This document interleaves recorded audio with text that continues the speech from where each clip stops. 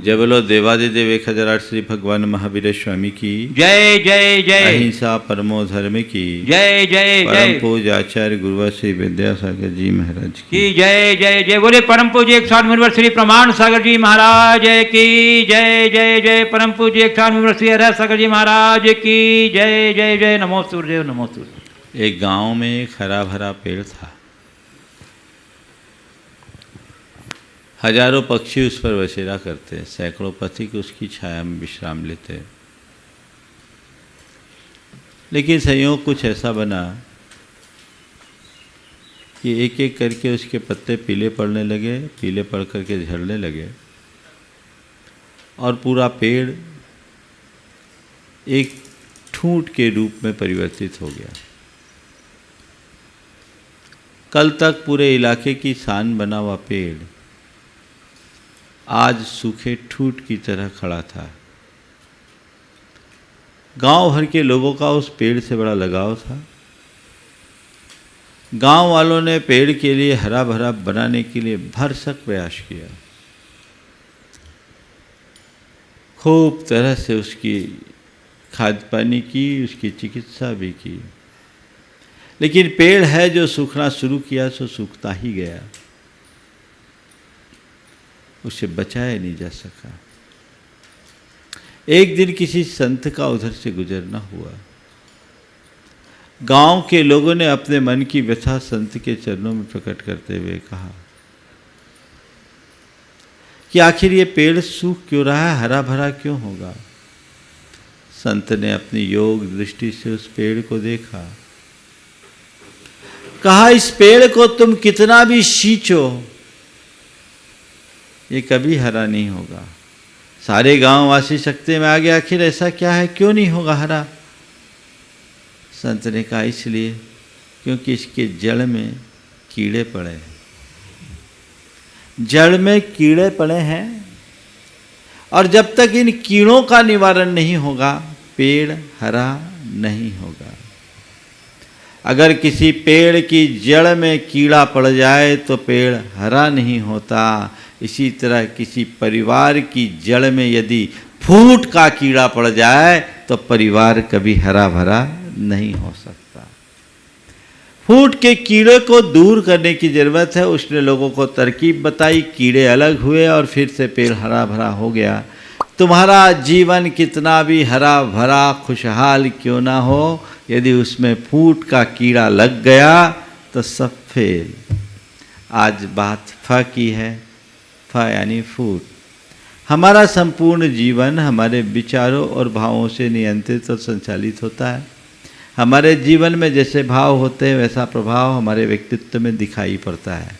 अच्छे का अच्छा और बुरे का बुरा। हमारे अंदर होने वाले जितने भी नकारात्मक भाव हैं और वेग हैं वे हमारे जीवन को नकारात्मक दिशा में ले जाते हैं, जिससे हमारे जीवन का पतन होता है।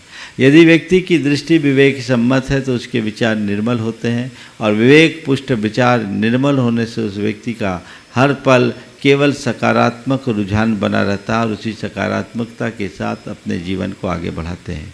विगत दिनों से उसी सकारात्मक विचार को आप सबके बीच में रखता चला आ रहा हूँ कि अपने जीवन में कैसे हम सकारात्मकता को बढ़ाएं और सब प्रकार की दुर्बलताओं से अपने आप को दूर रखने में समर्थ हो सकें। आज फ के संदर्भ में बात मैं कर रहा हूँ फूट की। फूट का अर्थ होता है विरोध, वैमनस्य, अलगाव, बिगाड़, दूरी, टूटन, कलह, ये सब फूट के अर्थ में है। पर फूट शब्द का एक अर्थ और भी होता है। फूट एक फल को भी कहते हैं। एक फल होता है जो ककड़ी के प्रजाति का होता है। वो फूट पेड़ में लताओं में उगता है और जब उग कर के पक जाता है तो पकने के बाद परिपक्व अवस्था में वो फूटता है, इसलिए उसका नाम फूट है। लेकिन उसका स्वाद बड़ा जायकेदार होता है, लोग बड़े चाव से उसे खाते हैं। वो फूट एक फल का है, जो फल का नाम है जो परिपक्व होने पर फूटता है और उसका स्वाद होता है। और एक फूट वो है जो हर व्यक्ति के मन को तोड़ डालता है, फोड़ डालता है। बड़ी मुश्किल है। कहावत है, एक वन में उपजे सब जन मिलकर खाए, एक वन में उपजे, सब जन मिलकर खाए, और एक मन में उपजे, सारा घर बह जाए। अगर वन में उपजने वाला फूट है तो खाओगे तो वो तुम्हारे लिए तुष्टिकर पुष्टिकर होगा, लेकिन मन में फूट लग जाए तो सब कुछ विनष्ट हो जाता है। संत कहते हैं अपने जीवन में कभी फूट को पनपने मत दें, वो क्योंकि फूट और प्रेम कभी एक साथ नहीं टिकते। जहाँ फूट होती है वहाँ प्रेम नहीं, और जहाँ प्रेम होता है वहाँ फूट नहीं। आज हम देखें तो घर परिवार से लेकर पूरे समाज और संसार में फूट के बीज नित्य बोए जाते हैं, और वह बीज पनपता है तो ऐसा विस्फल लगता है कि पूरे के पूरे परिवार क्या पीढ़ियों को बर्बाद कर डालता है। हमें इस फूट से बचना है। मन में संकल्प ऐसा जगाएं कि हम आपस में कभी किसी के प्रति फूट की भावना प्रकट ही न होने दें। क्यों ना, कब होगा ऐसा? जब हम फूट के कारणों को जानेंगे। हम सबको ये अनुभव है कि फूट का परिणाम क्या है। आपस में जब लोग फूट पैदा होती है तो क्या होता है, एक दो उदाहरण से मैं अपनी बात को आगे बढ़ा रहा हूँ कि फूट प्रगति को कैसे रोकता है और एकता सामंजस्य से कैसी प्रगति होती है। एक ऐसा परिवार, हम लोगों से जुड़ा हुआ परिवार, 4 भाइयों का परिवार, उन्होंने 0 से स्टार्ट किया, धन और धर्म के क्षेत्र में बहुत प्रगति की और समाज में एक स्थापित नाम बन गया। सब कुछ ठीक ठाक चलता रहा, लेकिन जब धीरे धीरे बच्चे बड़े हो जाते हैं तो भाई दिखना कम हो जाता है। पहले चारों भाई एक दूसरे के ऊपर जान छिड़कने के लिए तैयार होते थे। अब जब बच्चे बड़े हो गए तो एक भाई के मन में अपने बच्चों को आगे बढ़ाने का मनोभाव जग गया और बच्चे को आगे बढ़ाए तब तक किसी को कोई एतराज नहीं था। बच्चे को आगे बढ़ाने के मोह में अपने भतीजों के प्रति वो द्वेषपूर्ण संबंध रखने लगा, उन्हें पीछे करने लगा और ऐसा हमेशा प्रदर्शित होने लगा कि अपने बेटे के आगे ये इन्हें इन्फीरियर साबित कर रहा है। बस क्या था, फूट का बीज पड़ गया। धीरे धीरे धीरे धीरे ये पनपा, मनोमालिन्य बढ़ा और स्थिति ऐसी आ गई कि अब हमें साथ नहीं रहना है, अलग रहना है। लोगों ने खूब समझाने की कोशिश की, लेकिन नहीं, अब हम हरगिज साथ नहीं रह सकते।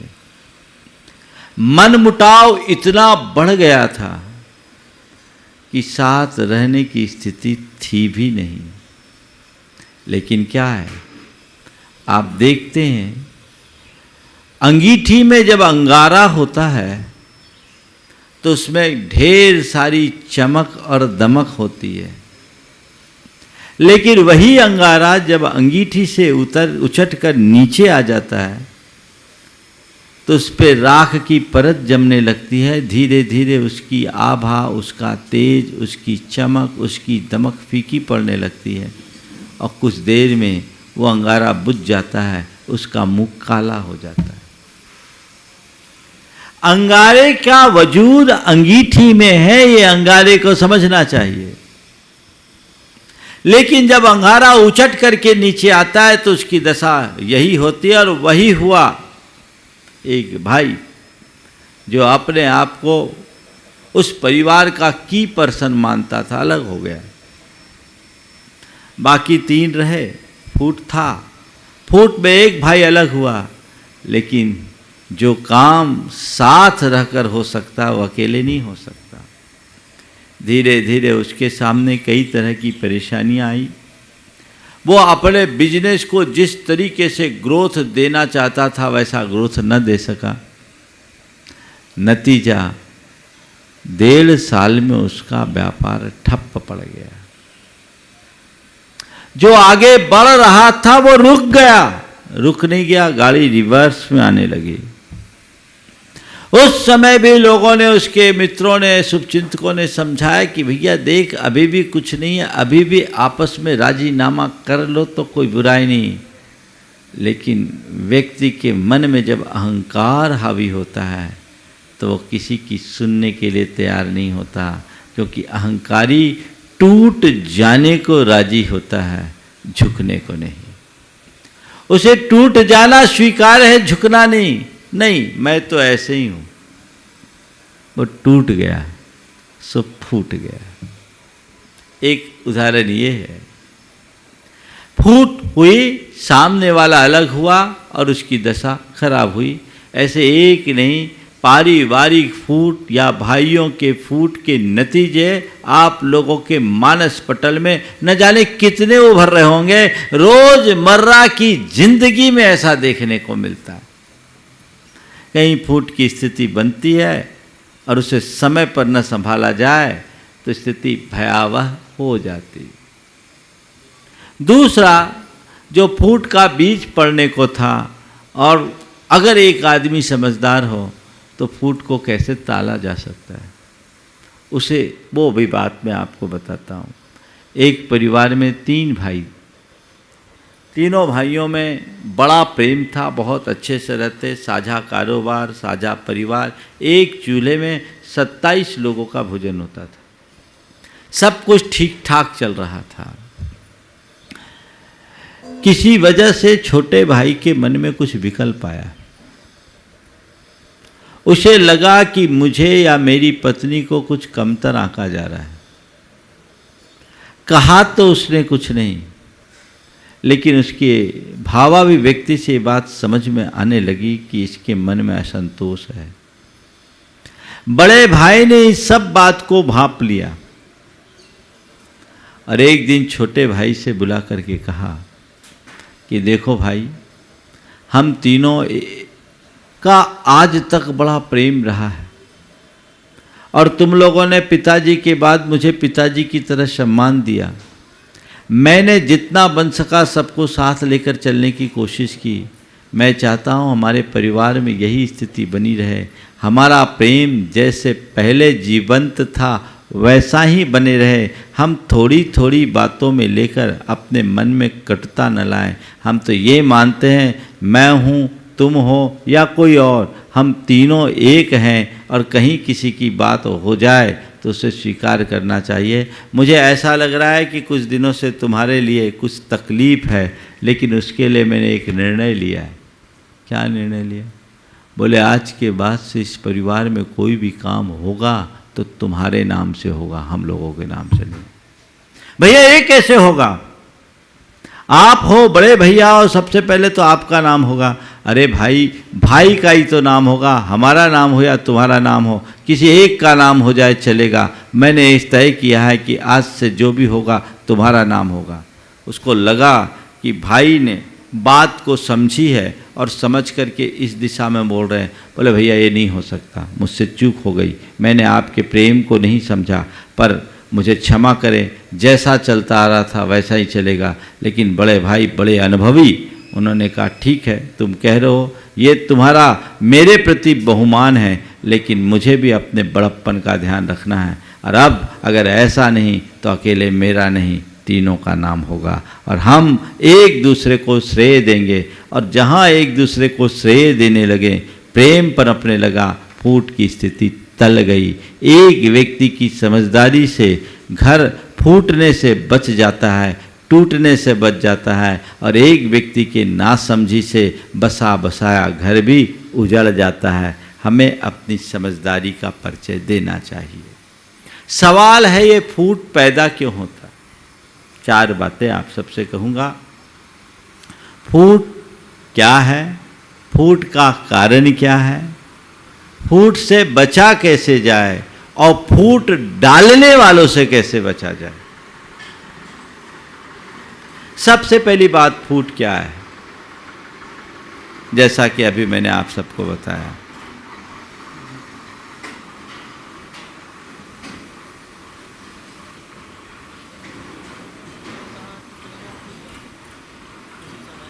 तो दस्तूर है। मैं आप सबसे कह रहा था, फूट यानी मन में विद्रोह, मन में अलगाव, बिगाड़, द्वेष, वैमनस्य की भावना, ये फूट है। जब मन में फूट पड़ती है तो प्रेम नष्ट होता है। ये फूट की भावना मन में कभी उत्पन्न न होने दें, तो उसके लिए हमें सबसे पहली ज़रूरत है फूट के कारणों को जानने की।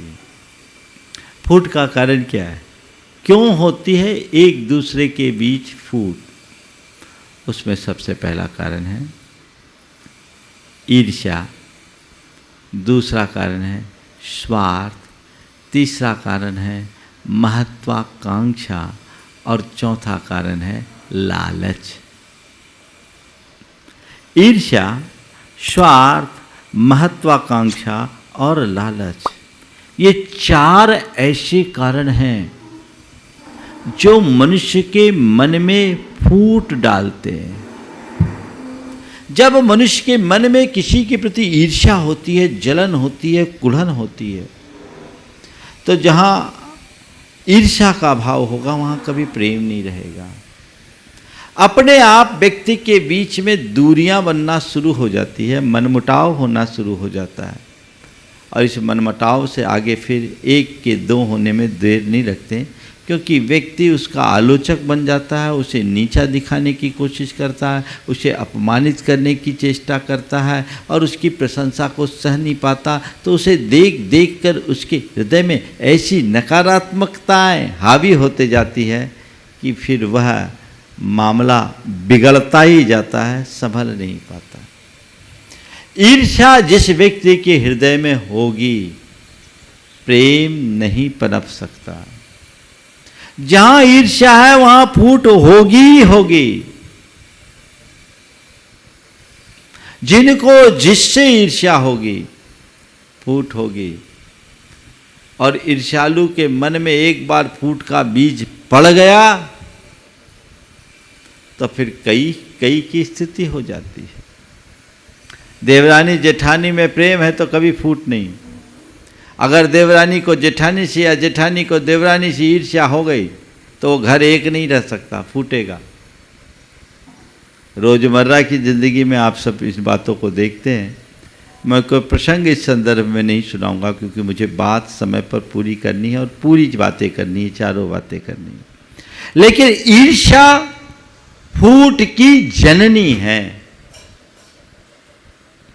इसलिए चाहते हो कि मेरे घर में फूट न पड़े तो ईर्ष्या को पनपने मत दो।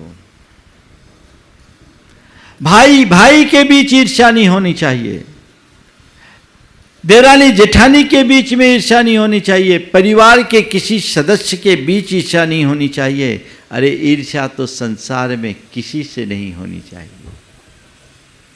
शुरू से ही घर परिवार में ऐसा वातावरण बनाओ कि लोग एक दूसरे के प्रशंसक बने, ईर्ष्यालु नहीं। प्रेम में प्रशंसा होती है, द्वेष में बुराई। बुराई से बुराई बढ़ती है और प्रेम से प्रेम। शुरू से ये बात होनी चाहिए कि हम दो हैं तो क्या है, हम चार हैं तो क्या, हम एक हैं, हम एक ही परिवार की शाखाएं हैं। ये भाव मन में आए तो प्रेम का विस्तार हो, ईर्ष्या कभी नहीं पनप सकती। एक ईर्ष्यालु व्यक्ति के पास यदि कोई उसकी जिसके प्रति ईर्ष्या उसकी प्रशंसा करेगा तो उसका मुंह बन जाएगा, नकारात्मक उत्तर देगा। और किसी प्रेमी के पास किसी की गुणों की प्रशंसा करोगे तो सुनते ही उसका चेहरा खिल जाएगा। तो तुम्हारे घर परिवार में ऐसा वातावरण होना चाहिए कि किसी को कोई उपलब्धि हो तो पूरा परिवार हर्षित हो। कहाँ होता है? अगर एक का बेटा डिस्टिंक्शन में ले आया तो दूसरे का मुंह उतर जाता है।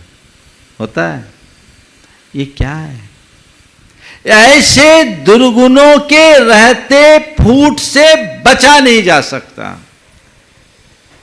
फूट क्या है? फूट का कारण, पहला कारण ईर्ष्या, और उससे बचने का उपाय भी मैं साथ साथ बता रहा हूँ।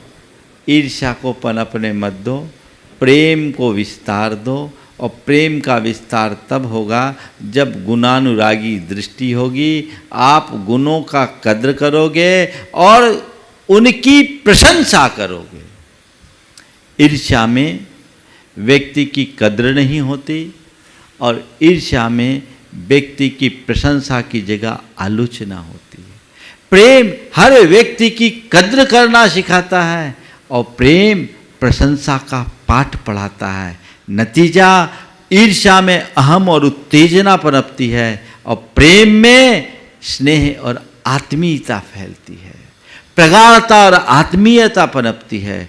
तो जब प्रगाढ़ता होगी, आत्मीयता होगी, तो फूट होगी कैसे? जब अपने संबंध पक्के होते हैं तो कभी टूट नहीं सकते, कभी फूट नहीं सकते, और जिनके संबंध कच्चे होते हैं वो कभी मजबूत रह नहीं सकते। तो हमें इस बात को ध्यान रखना है, परिपक्वता आनी चाहिए। तो ईर्ष्या फूट का पहला कारण। दूसरा कारण है स्वार्थ। जब मन में स्वार्थ भरता है तो व्यक्ति अपने निहित स्वार्थों की पूर्ति के लिए, केवल वैयक्तिक लाभ के लिए सामुदायिक हित और लाभ की उपेक्षा कर देता है, और उसके माध्यम से अनेक प्रकार का पक्षपात भी उस व्यक्ति से हो जाता है। और कई बार ऐसा व्यक्ति अनीति के रास्ते को भी अंगीकार कर लेता है, और जहाँ पक्षपात हो, अनीति हो, वहाँ तो फूट पनपेगा ही। ये तो फूट को बढ़ाने वाले खाद पानी है। जहां स्वार्थ आया, फूट का बीज पड़ा, उसे बचा नहीं सकते। स्वार्थ आ गया, फूट बचना चाहिए। प्रेम से बचा जा सकता है। एक परिवार, 3 भाइयों का परिवार था। देखो कैसा कैसा प्रसंग होता, लोग किस किस तरीके से समझदारी से विषम स्थितियों में भी स्थिरता ला सकते हैं। मैं आपसे कहता हूँ, स्वार्थ की गंध को भांपते ही यदि व्यक्ति सावधान हो जाए तो परिवार का कभी विनाश नहीं हो सकता। परिवार का कभी विनाश नहीं हो सकता। एक 3 भाइयों का परिवार, तीनों भाइयों में बड़ा प्रेम था। छोटा भाई एक नया कारोबार चालू किया। सब परिवार की पूरी सम्मति थी और सबको पूर्ण आज़ादी थी। किसी से कोई कुछ पूछता नहीं था, करता नहीं था, कि जो कुछ है सब हम लोग एक हैं और एकजुट होकर के सारा काम करना है, परिवार को आगे बढ़ाना है। और परिवार में इतनी उदारता भी थी कि कोई कुछ कर ले तो किसी के मन में किसी भी प्रकार का विकल्प नहीं होता था।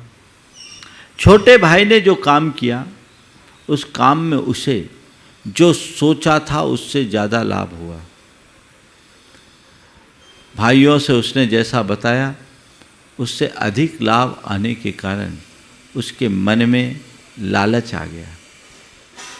उसने अब कुछ पैसे ऊपर से रख लिए और धर्मपत्नी को थमा दिए कि ये पैसे सरप्लस है, तू रख ले। पत्नी को बड़ा आश्चर्य हुआ। वो बड़ी धार्मिक, सदाचारी और गुणवान महिला थी। उसने कहा, आज तक आपने कभी कोई रुपये दिए नहीं, आज ये एक्स्ट्रा रुपये क्यों ला रहे हैं? बोले नहीं, मैंने सोचा जमाने का कोई ठिकाना नहीं, ये सरप्लस है, जितने भाइयों से बात हुई थी, जितना सौदा हुआ था उससे ज़्यादा हो गया, तो मैंने सोचा कुछ अपने लिए अलग से सेविंग करते चले तो अच्छा रहेगा, विपत्ति में काम आएगा। तो उसकी धर्मपत्नी ने जो उसे समझाया कि विपत्ति में धन काम में आएगा, इसलिए आप अपने भाइयों के साथ झूठ का सहारा ले रहे हो। इससे अच्छा मैं आपसे यही पाठ पढ़ाती हूँ कि सारी जिंदगी भाइयों के साथ जुड़े रहो, विपत्ति कभी आएगी ही नहीं। आप ये स्वार्थ और लालच से प्रेरित होकर के आ रहे, धन हमें नहीं चाहिए, ये धन तो पूरे घर को फोड़ देगा, आज नहीं कल ऐसा होगा, और ये आज मैं आपको नहीं रोकती तो कल आपका मनोभाव और बढ़ेगा, और ऐसे बढ़ते बढ़ते बढ़ते बढ़ते एक दिन पूरा घर टूट जाएगा। मैं ऐसा नहीं चाहती। मुझे आपकी संपत्ति से भी ज़्यादा परिवार का प्रेम प्रिय है। मैं नहीं चाहती, आप कहते हो कि विपत्ति में काम में आएगा, पर मैं इस धन को ही महाविपत्ति का कारण मानती हूँ। हमारे अंदर प्रेम बना रहे तो विपत्ति कभी आएगी ही नहीं। पत्नी की प्रेरणा से पति की आंखें खुल गई और उसने ईमानदारी से जाकर अपने भाइयों के सामने सारा वाकया कहा और कहा मुझे माफ़ करना, ये मेरे मन में ऐसे दुर्भाव हुए। तो बाद में जांच पड़ताल की बात पता लगा कि जो कमाई थी वही खोटी थी, स्वभाव भी खोटे आ गए। स्वार्थ हावी मत होने दो।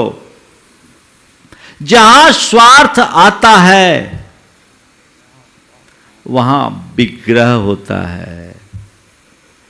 स्वार्थ में कला है, स्वार्थ में फूट है। निस्वार्थ भाव से आगे आओ, कभी कुछ भी गलत नहीं हो सकेगा। तो स्वार्थ भाव को त्यागे, परमार्थ का अनुराग बढ़ाएं, परमार्थी बन करके जिए। देखिए जीवन में कैसा आनंद आता है। लेकिन छोटी छोटी बातों में जो स्वार्थ से प्रेरित रहते हैं उनकी दशा तो ऐसी होती है।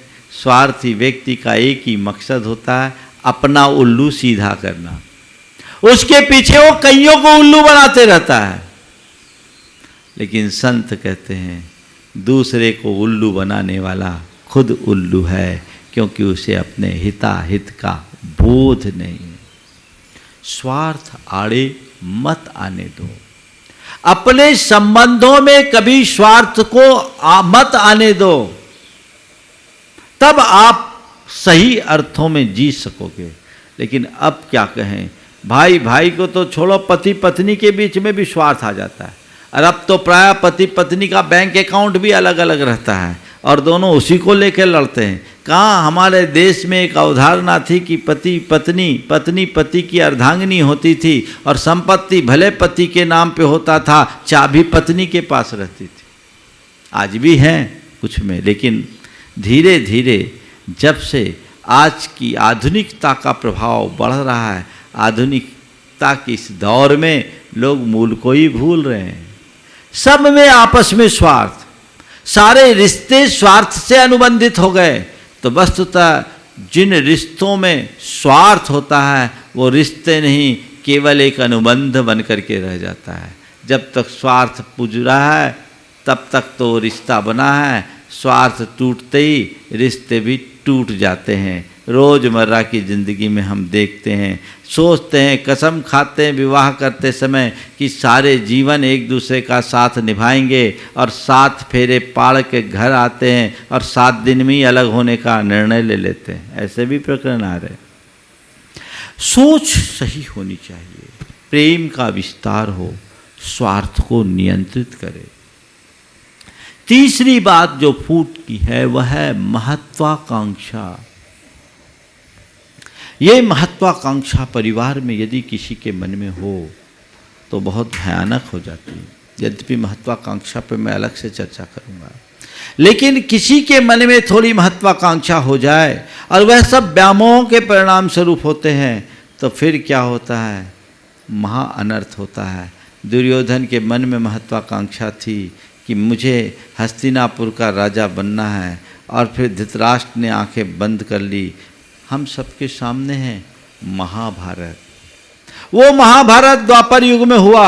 एक की महत्वाकांक्षा के चोट लगने से वो महाभारत खड़ा हुआ। वो महाभारत तो 18 दिन में समाप्त हो गया, लेकिन आज हर घर घर में जो महाभारत है, क्या उसके पीछे महत्वाकांक्षा नहीं है? हर व्यक्ति अपना इंपॉर्टेंस चाहता है, और ये कहने में भी आता मेरी कोई वैल्यू नहीं, मेरी कोई कदर नहीं। महत्वाकांक्षा होनी बुरी नहीं है, लेकिन अति महत्वाकांक्षा कभी अच्छी नहीं होती। वहां हमें अपने महत्वाकांक्षा को गौण करना चाहिए, जहां परिवार के प्रेम, शांति और सद्भाव का सवाल खड़ा होता। हम व्यक्तिगत महत्वाकांक्षा की पूर्ति के पीछे यदि अपने पारिवारिक प्रेम को छिन्न भिन्न करते हैं या पारिवारिक हितों को या सामाजिक हितों को विनष्ट करते हैं, फूट पड़ेगी। घर परिवार में भी होता है, समाज में भी ऐसा होता है। मैं एक जगह था, उस समाज का इतिहास था कि कभी चुनाव नहीं हुआ, कभी चुनाव नहीं हुआ। समाज के लोग हर 3 साल में नए पदाधिकारी के चयन की बात होती, लोग इकट्ठे होते, कोई बनने के लिए तैयार नहीं होता, लेकिन जो योग्य होते उनका नाम लोग रखते हैं, सब समर्थन देते, काम हो जाता। अब क्या हुआ, एक व्यक्ति अध्यक्ष था और उसके भाई से अनबन हुई। भाई के मन में आ गया कि अब मैं इससे आगे बढ़कर दिखाऊंगा। उसने ठान लिया कि अब मुझे समाज का अध्यक्ष बनना है। महत्वाकांक्षा जग गई, महत्वाकांक्षा जग गई, मुझे अध्यक्ष बनना है, मैं अध्यक्ष बन के रहूंगा। अब समय आया, कार्यकाल पूरा हुआ, भाई अध्यक्ष था, उसने तो कह दिया भाई मुझे अध्यक्ष बनना नहीं है, पर पूरी समाज चाहती थी कि अध्यक्ष यही बने। हर बार जैसे होता था वैसा समाज ने प्रस्ताव रखा। उसने कहा नहीं, ऐसे कैसे होगा, लोकतांत्रिक प्रक्रिया के तहत सब काम होगा, मैं भी अध्यक्ष पद का दावेदार हूं, चुनाव करिए, चुनाव कराइए। अब क्या हो गया, उस समाज में 120 वर्ष के बाद पहली बार चुनाव हुआ, और चुनावी लड़ा कौन, भाई के विरुद्ध भाई। मन में फूट थी, उसे बुरी तरह हार का सामना करना पड़ा, लेकिन चूंकि उस व्यक्ति के भी कुछ समर्थक थे।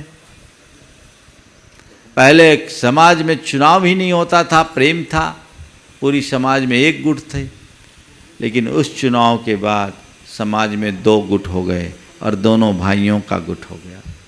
और तब से अब तक लगभग 20 वर्ष हो गए, निरंतर चुनाव होते हैं, और जब भी चुनाव का मौका आता है भरपूर राजनीति होती है। जब ये महत्वाकांक्षा है, मैं लोकतांत्रिक प्रक्रिया का विरोधी नहीं हूँ, जहाँ चुनावी प्रक्रिया है चुनाव होनी चाहिए, लेकिन वो इस तरीके से होना चाहिए कि चुनाव हो, कोई भी जीते कोई भी हारे, समाज हमेशा जीतते रहे, समाज की हार न हो। जब चुनाव में प्रतिद्वंद्विता बढ़ जाती है तो चुनाव भले कोई जीत जाए, समाज की हार होती है, समाज की हार नहीं होनी चाहिए। इसी तरह घर परिवार में भी अतिरिक्त महत्वाकांक्षा हमारे लिए बहुत कुछ नुकसान पहुंचाती है, उससे अपने आप को बचाना चाहिए। मैं अपनी महत्वाकांक्षा की पूर्ति करूंगा तो बहुत कुछ नुकसान होगा, इसलिए मुझे चाहिए कि मैं सबके साथ चलूं, सबको साथ लेकर के चलूं। और जहाँ लालच होता है वहाँ भी फूट पड़ती है, क्योंकि लालची आदमी केवल अपने हित की देखता, अपने लाभ की बात देखता है, मेरा लाभ हो जाए बाकी जाए चूल्हे में। और ये जो बात आती है वहाँ फिर सब कुछ गड़बड़ होना शुरू हो जाता है। तो फूट से बचना चाहते हो तो हमें चाहिए हम ईर्ष्या को न पनपने दें, हम स्वार्थ को अपने ऊपर हावी न होने दें, हम अतिरिक्त महत्वाकांक्षा के शिकार न बने, हम अतिरिक्त महत्वाकांक्षा के शिकार न बने, और साथ साथ लालच से अपने आप को बचाएं। एकजुट होकर के चले तो बहुत अच्छा काम होगा। पंचतंत्र की एक कहानी आप सबको सुना रहा हूँ कि फूट का परिणाम, 2 मिनट की कहानी है। पंचतंत्र की एक बड़ी अच्छी प्रेरक कहानी है। एक बहेलिया रेगिस्तान में कोयल बहुत होती थी, तो कोयल की मधुर आवाज़ सुनकर वो आकर्षित हुआ और कोयल को पकड़ने के लिए एक जाल फैलाया। अब जाल में कुछ कोयल बैठ गए, फंस गए। जब सारे कोयल जाल में फंस गए तो बड़ी मुश्किल हुई। कोयल ने सोचा कि कोयलों में एक जो उनकी मुख्य कोयल थी, उसने कहा देखो हम सब में इतनी ताकत है कि इस जाल को लेकर उड़ सकते हैं, और ये रेगिस्तान है, यहाँ हम चले किसी कांटेदार पेड़ में जाकर के बैठ जाएं, तो हम जब जाएंगे तो जाल ऊपर रह जाएगा, हम सब नीचे से निकल जाएंगे। सब ने तय किया और एकत्रित होकर के सब के सब जाल समेत उड़ गए, और उड़ करके एक नागफनी के पेड़ में बैठे, कैक्टस के पेड़ में बैठे, और कैक्टस के पेड़ में बैठे तो पूरा जाल ऊपर रह गई और वो लोग नीचे से उड़ जाए। अब बहेलिया रोज जब भी जाल बिछाए, ये आए इकट्ठे उड़े और चले जाए, इकट्ठे उड़े और चले जाए, सब कुछ ठीक ठाक चलता रहा। लेकिन एक बार ऐसा हुआ, दो कोयल में आपस में फूट पड़ गई। अब जब दो कोयल में आपस में फूट पड़ी, जाल में फंसे तो आपस में लड़ने लगे। वो जाल के भीतर लड़ रहे हैं, तो कोयलों का जो प्रमुख था उसने कहा देखो ये समय अभी आपस में लड़ने का नहीं है, इस समय हमें एक दूसरे का साथ देने का है, और हमें एक दूसरे के साथ यहाँ से निकलना चाहिए, चलो उड़ चले। हम क्यों उड़े, हम तो इससे, वो आपस में ही फूट करते रहे। और मुख्य कोयल ने उन्हें बहुत समझाने की कोशिश की, नहीं तो वो तो कहा मैं तो चला, तुम्हारी जानो, और उसका नतीजा ये निकला, वो अपनी सारी शक्ति को आपस में लड़ने में खपा दिए, और थोड़ी देर बाद बहेलिया तो इसी ताक में था, उन सब को पकड़ लिया, सब के सब गिरफ्त में आ गए। कहानी का सार केवल इतना सा है, अगर फूट पड़ेगी तो टूट जाओगे, और एकजुट रहोगे तो मजबूत बने रहोगे। हम अपने जीवन को फूट से बचाए और जीवन को हमेशा फलने फूलने दें, इस भाव के साथ समय आप सबका हो गया। यहीं पर विराम। बोलिए परम पूज्य आचार्य गुरुवर श्री विद्यासागर महाराज।